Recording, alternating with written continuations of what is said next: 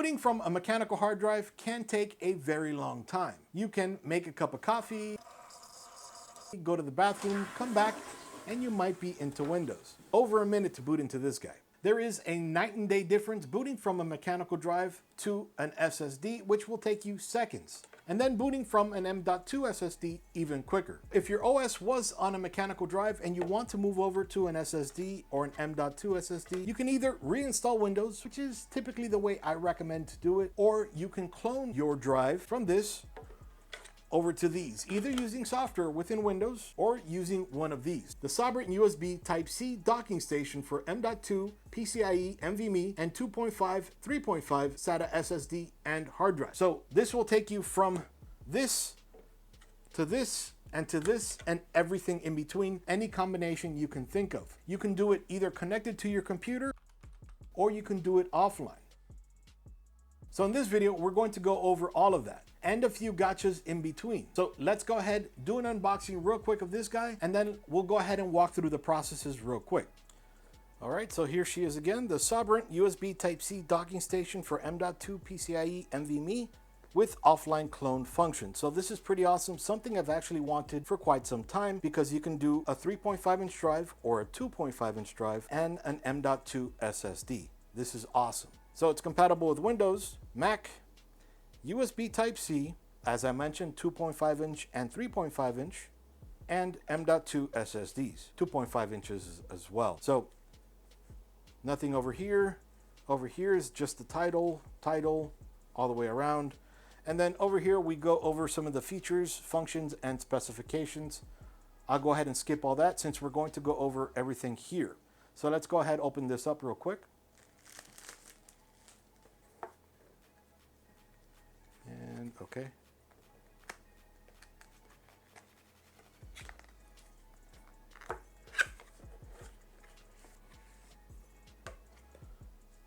All right, so here we have, the cover. And then here we have the cloner. I'm gonna go ahead and put this aside just for right now. I'm gonna put this aside for right now as well. And then here we have the extended warranty. Okay. And then we have the user's guide. If you haven't watched this video, this will definitely help you out. But if you have, you don't have to worry about this. Definitely good stuff though. All right, then in this box, the USB Type-C cable, and I'll go ahead and put the measurement of this cable down below. All right, pretty long cable, Type-C to Type-C. And then a USB Type-A to USB Type-C. I'll put the measurement down below of this cable as well.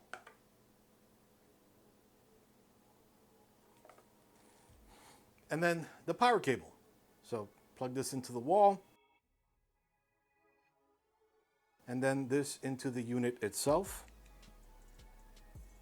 I'll go ahead and put the measurement for this down below as well. And then we have some silica, a silica pad with some adhesive so that we can put this on an M.2 SSD so it doesn't get too hot. And then we have the unit itself. So over here, some vents to keep it nice and cool so it doesn't overheat. A USB Type-C connection, a DC 12 volt connection over here, on and off switch, vent over here again. Then over here we have the aluminum for a heat shield for the M.2 SSD. We can drop it right over here. We'll find that thermal pad over here as well. And then down here is where we can drop that M.2 SSD. Once it's in place, just close this up. And this will keep your M.2 SSD nice and cool. Then we have 4 rubber feet over here to keep down the noise that will make when you have a 3.5-inch mechanical drive or a 2.5-inch mechanical drive. And then down here is the SATA data connection and the SATA power connection.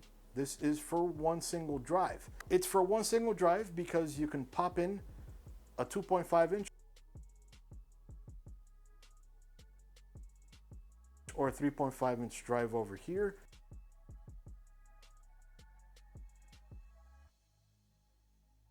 Or an M.2.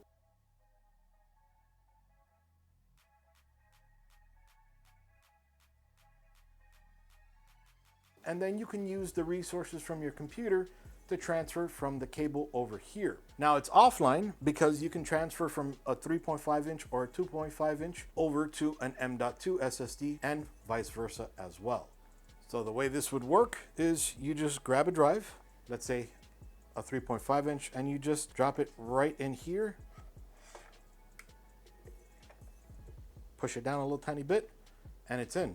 And then when you're done, you can just pull it out. Same thing for a SATA SSD, just drop it right in here, and they have that cutout for you right over here. You could just drop it and it goes right in place. And like with the 3.5 inch, just pull it right out. For an M.2, just drop this down, and you will want to match the little notch right over here on the M.2 drive to the notch right over here on the socket, and then you just push that right in here.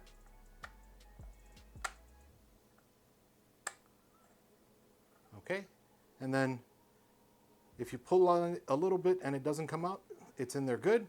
And then you can just go ahead and close that in right over here. Now, because it does already have this, you don't need to put in another one. That'll go ahead and keep it nice and cool.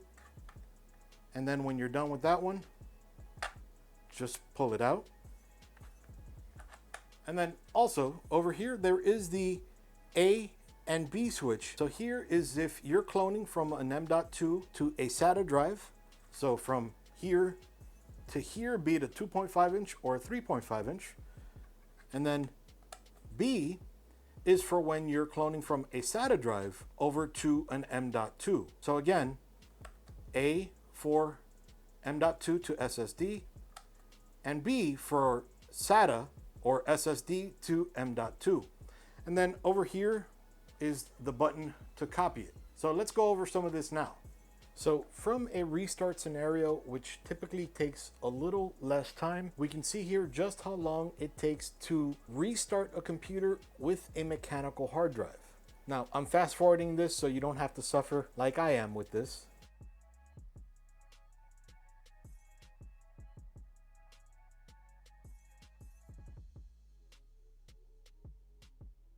So using a professional copy of BootRacer I purchased, we can see that it took 3 minutes and 12 seconds to boot into a 100% stable environment of Windows. Stable meaning no other software is loading, there are no services or processes running. You can start using your computer as soon as possible. But even still, things are going to load slow because it is a mechanical drive. So let's go ahead and clone this over to an SSD, and then I can show you how the cloning process works. Before we start cloning, there's a few things I recommend we do.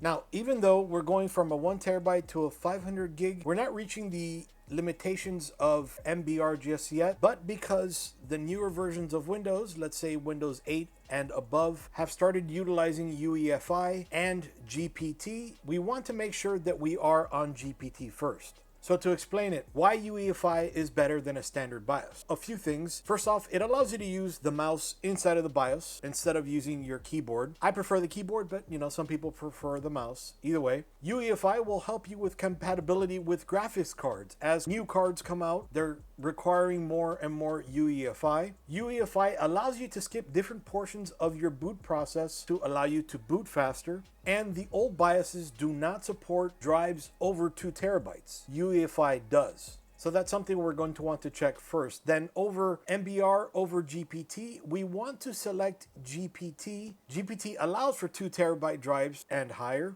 GPT also allows for 128 partitions if you wanted to. MBR only allows for 4. And with that, of course, GPT boots faster. So if we come over here to the Windows Start button, right click on it and then select Device Manager.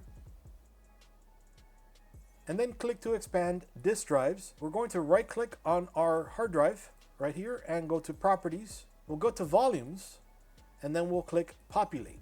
So this tells us if we're under MBR, master boot record, or GPT. We're under MBR. So I would highly recommend switching to GPT. I'm going to show you how to do that real quick. As you're going to see in a second, all of this is worked from. So make sure your motherboard supports UEFI. And for compatibility purposes, make sure you're on the very latest BIOS. There is a chance you could lose some data on this. Just warning you. So first off, we'll just right click on the start button, hover over shutdown or sign out. Then we'll hit the left shift key, hold it, and then we'll click restart. Now that we've started into choose an option, we'll select troubleshoot. Then we'll go to advanced options, and then we'll come down to command prompt. Another limiting factor of UEFI versus the BIOS is I'm not able to record with the BIOS through USB. But anyway, so then we'll go ahead and restart here. We'll select whatever account we want.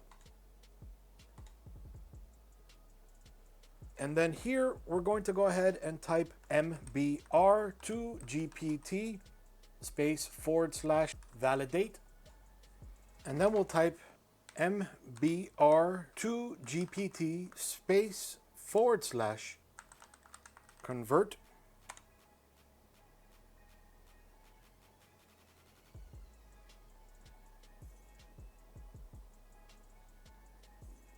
Now, it's funny, even though we did all that validate stuff, it's still going to say failed to update the reagent, all that stuff, and it's going to scare you, but I've tested it. There is no issue here. Then we just close this window, then turn off your PC. So then we're going to turn the PC back on and now go into the BIOS because we have to enable UEFI. Okay, so then we'll go over to advanced mode. I prefer advanced mode. And then we'll go over to boot CSM. This is different on many BIOSes, but we don't want to use CSM. So we'll go ahead, click disabled on that. Disabling that goes ahead and sets everything down here from legacy to UEFI. So if we wanted to leave it enabled, we can. We'll just select UEFI under boot device control for network, for boot storage, and boot from PCIe. And that'll be basically the same thing. And then we'll go ahead and save and exit. And then we're going to come back into the BIOS.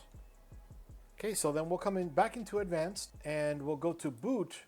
And now we notice the boot options are a little bit different. Windows Boot Manager is now the very first drive instead of the SATA 6G_1 Hitachi. The reason for that is we've enabled GPT when we did that conversion. And if you didn't have Windows Boot Manager here, just make sure you select it. Some BIOSes are a little bit different. You actually have to select the drive, and then from the drive itself, then you select the boot partition. And then here we'll go ahead, hit F10 to save and exit. Even though we didn't make any changes, I wanted to show you that real quick. So 1 second.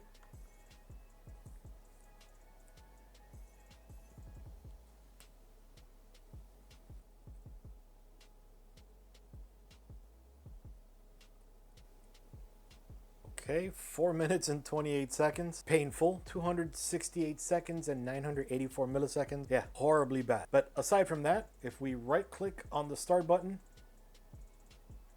and go to device manager, then we'll go over to disk drives and whatever drive you had, properties, volumes, and populate. If you remember, we were on MBR before. Now we're on GPT. Beautiful. Now this is the method I recommend cloning.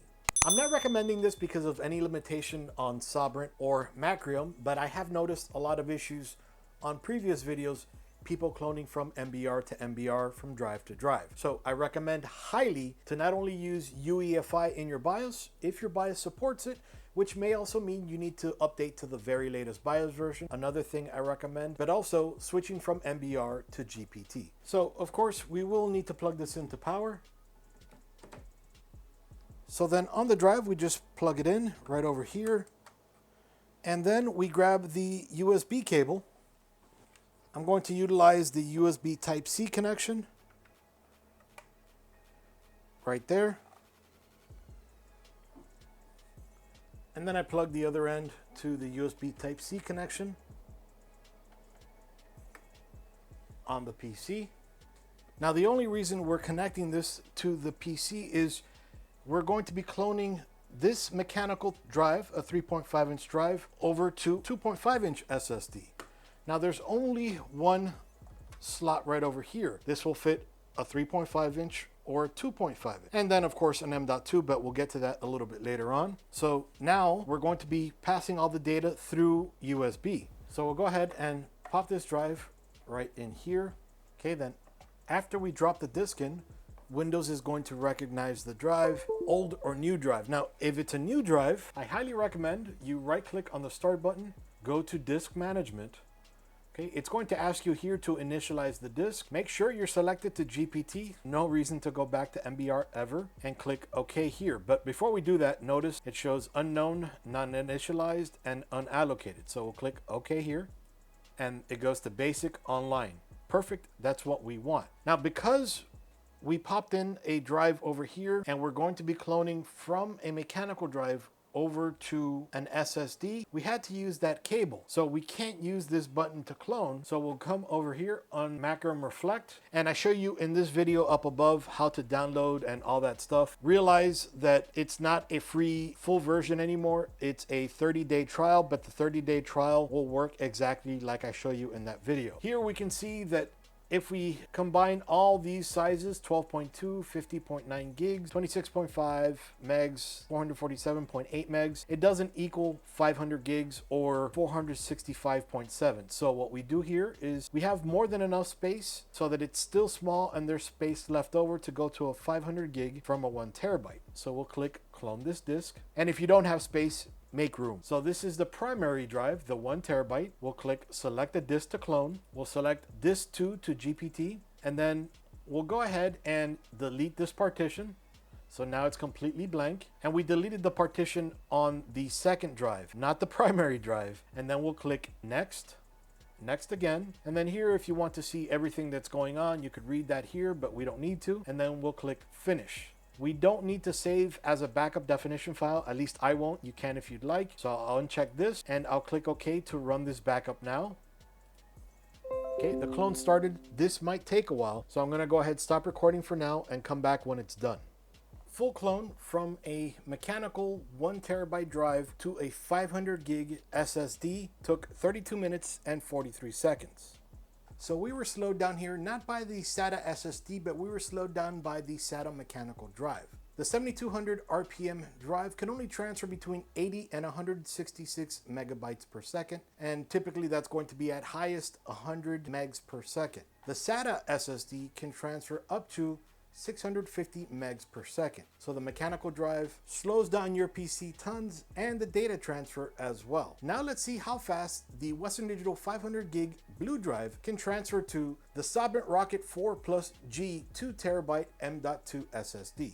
Now remember, you need to switch your BIOS to UEFI from the regular BIOS mode. You need to make all those changes in the BIOS that we did earlier, as well as convert the MBR to GPT in order for a 2 terabyte or larger drive to work. Now we're going to go ahead and try the docking station offline. We're going to turn this off. We're going to disconnect the mechanical drive. Just don't move it too much, it's still spinning. And now we'll take this out and then attach the SATA cable, the SATA data cable, and then also attach the SATA power cable.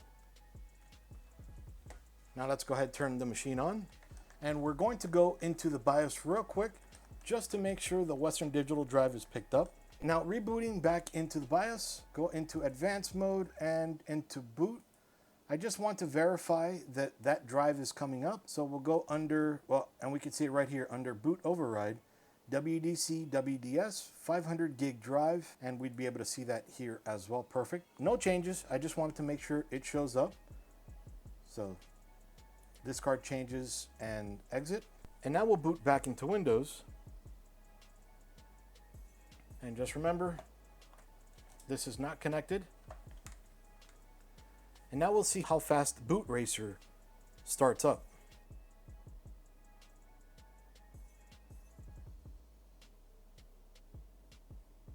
So from 300 something seconds down to 26 seconds. Now remember, A SATA SSD can only transfer up to around 600 megabytes per second. Now let's see again how the offline transfer to this works and then how quickly it can boot. Now plugging power back in, we can disconnect the Type-C connection since we aren't going through the computer whatsoever. And now we want to make sure we select SATA to M.2, so we'll select B, then we'll disconnect this drive, then slide it right in here. Now we'll open this up, and again it has that silicone already there, and then we'll drop this drive again with the little notch right over here aligned with the notch on this side. Click it in place and close this, and you'll notice when we plugged this one in, this light turned on, and then this SATA was on because of this drive. So if we disconnect it, this drive turns off, or this light turns off. And then when we plug it back in, there we go, the light turns on. You'll notice these little lights right down here. So first is power, then 25%, 50%, 75%, and 100%. But we'll see that in this video. So now drives are in place. We have the correct allocation from B SATA to M.2. And now we'll go ahead and press and hold the clone button. When these lights start blinking, double tap it, and then it starts the clone process. So now again, when that's fully lit, this is 25%. When the second one is fully lit, 50, 75, and 100. Now I'm going to be a few seconds off, but starting the timer now.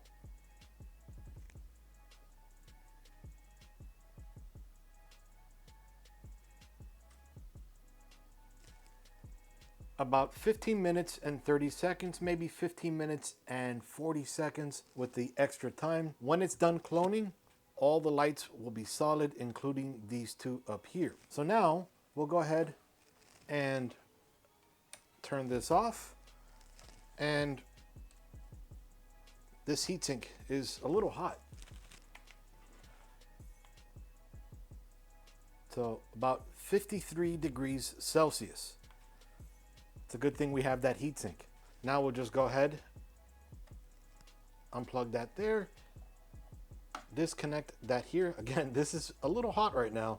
We may want to let it sit for a minute just so it won't burn our fingers, but let's go ahead and install it back on the motherboard.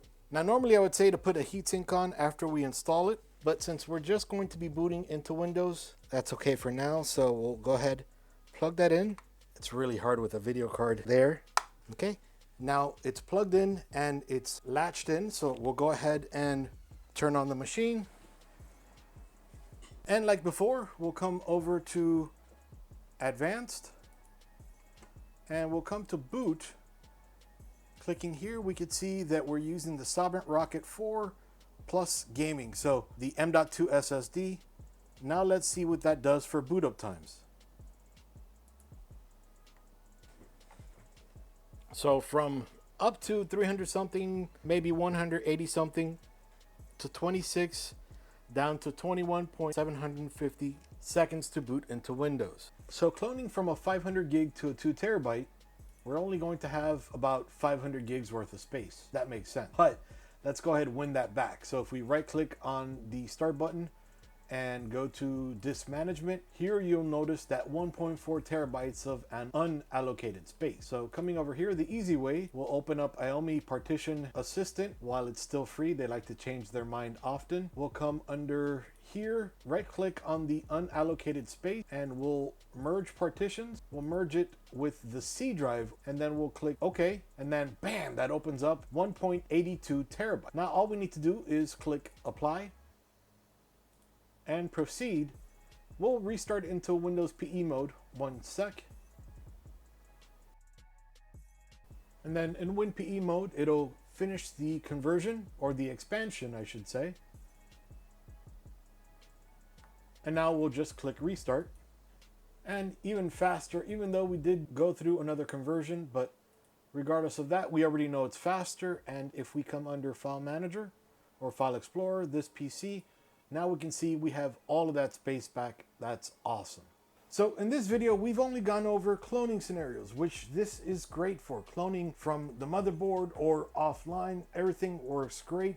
We've gone through USB Type-C, and USB Type-C works great. Not everybody has USB Type-C. Some of you might have USB 3.0, even 2.0. At USB 3.0, we can go at 4.8 gigabits per second, and that's pretty fast, but this doesn't only work as a cloner. This works perfectly if you have drives laying around so that you can kind of use them as a thumb drive. Let me show you real quick. So first, I'm going to go ahead and connect the USB 3.0 cable. Now we're going to start off with an M.2 drive. So like I showed you before, just pop one in. And now this detects a drive like a thumb drive. And the drive pops up, the system reserved first, and then this used to be a Windows install. So from here, we can open up another File Explorer. I'll go to videos, and then I have a bunch of the videos that I used in this video just copied over. So a 12.9 gigabyte video, I'm gonna go ahead and copy over to this drive. Because I'm copying it over to the root, it asks me, so we can see just how quickly a 13 gig file, less than 30 seconds to copy from internal to this M.2 drive. You can see it processing right there. So then when we're done there, we'll just unplug this. And then we can pop in a SATA SSD.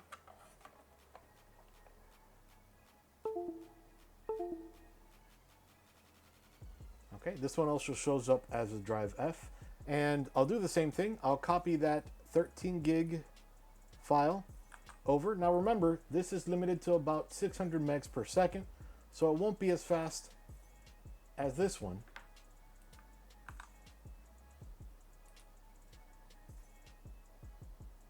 Still pretty fast though, almost around the same amount of time. So the limiting factor would be that USB 3.0 cable. This is still a great thumb drive to have around. Now the other cool thing is, now mind you, M.2s get hot, but while this is in use,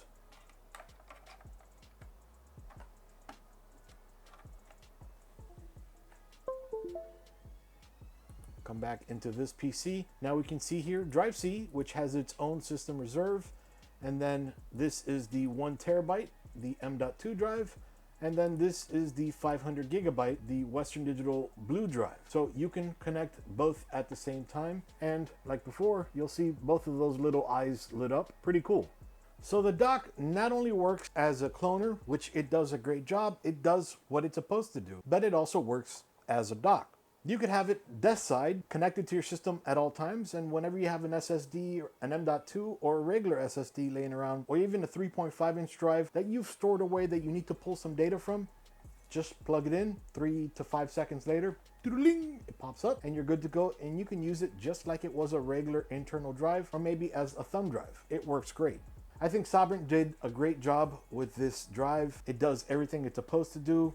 This is what I've been wanting for a very long time, mainly for the fact that you can also use it for M.2 drives. Everything was SATA drive, a 3.5-inch or a 2.5-inch. Nothing had M.2 as well that can do NVMe, so that's great. So let me know what you think about it down in the comments below. Do you love it? Do you hate it? What part did you love? What part did you hate? Or did you just love it all? Because I love it. This will be my new desk side toy. Now earlier I mentioned in the video, if you wanted to learn about Macro Reflect, how I cloned with that, go ahead, check out this video up above. Again, I didn't mention it in that video, but I'm mentioning it here. Make sure to enable UEFI and convert your drive to GPT before you clone it. I didn't know that in this video. I learned that in this video. Anyway, Iggy with this bike for you out. See you guys.